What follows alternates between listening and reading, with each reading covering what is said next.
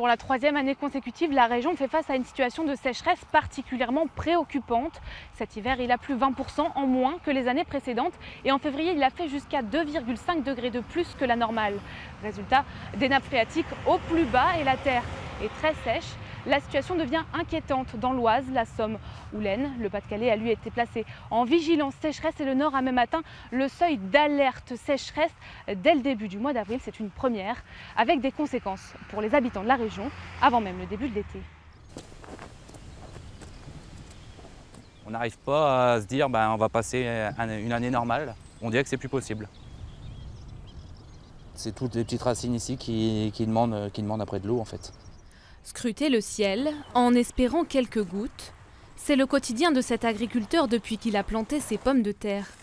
C'était en avril et depuis, il n'a plus que 10 mm d'eau, très loin des 300 mm dont la plante a besoin pour pousser. En fait, regardez, ça c'est tous les jeunes pommes de terre qui arrivent, ça c'est le plant. Et en fait, toutes ces petites patates-là, ils vont mourir. Et normalement, cette patate-là, doit arriver comme ça. Si elle n'a pas d'eau, elle va se nécroser, elle va mourir de soif. Donc aujourd'hui, on en a 1, 2, 3, 4, 5, 6, 7, 8 potentiels. Mais demain, si on n'a pas d'eau d'ici le mois de juin, tout ça, il va en rester 2, 3 maximum. Donc c'est 50% de rendement en moins.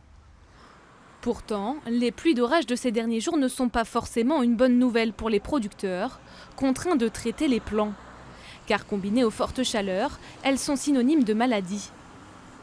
Le mildiou peut rentrer au moment où les feuilles sont très ouvertes pour capter l'eau qu'ils n'ont pas eue depuis quelques semaines maintenant.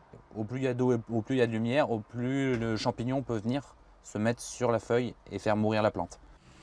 Des végétaux assoiffés et des poissons en souffrance eux aussi.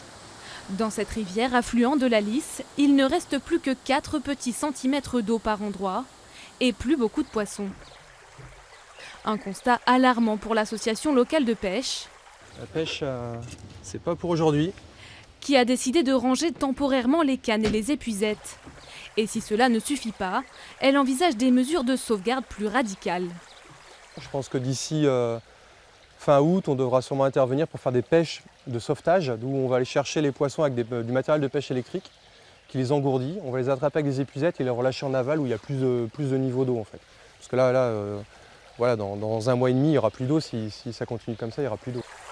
D'autant que la hausse de la température de l'eau a déjà eu des effets sur la vivacité des poissons. La sécheresse dégrade la qualité de l'eau. Elle entraîne par exemple une hausse de la concentration des polluants dans les rivières, mais elle engendre également des questions concernant l'alimentation en eau potable. À la frontière entre le Nord et l'Aisne, le village de Marais. Cette commune de 1500 habitants pourrait bientôt souffrir du déficit hydrique. Ici, l'eau potable est puisée dans une nappe phréatique située à 15 mètres sous le sol. Son niveau a déjà baissé d'1 mètre et préoccupe ce fournisseur d'eau potable. Inquiétude qu'à un moment donné, le niveau devienne tellement bas qu'on ne puisse plus l'utiliser pour l'eau potable et donc un risque de rupture d'alimentation en eau pour la commune et les habitants. Des travaux vont être engagés prochainement pour relier cette commune du Cambrésis à un autre réseau d'eau potable en cas de rupture. D'autant plus que la sécheresse pourrait encore s'aggraver d'ici à l'été. La situation est justement à l'ordre du jour de ce comité départemental de l'eau. Il réunit tous les acteurs concernés, pas vraiment rassurés à la perspective de l'été.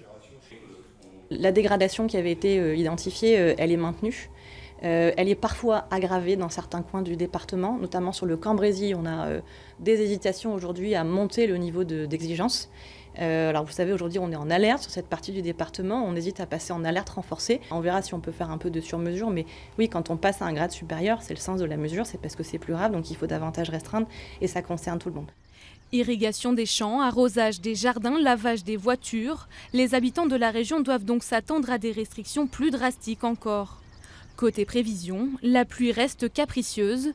Météo France annonce un temps encore plus sec pour les mois à venir.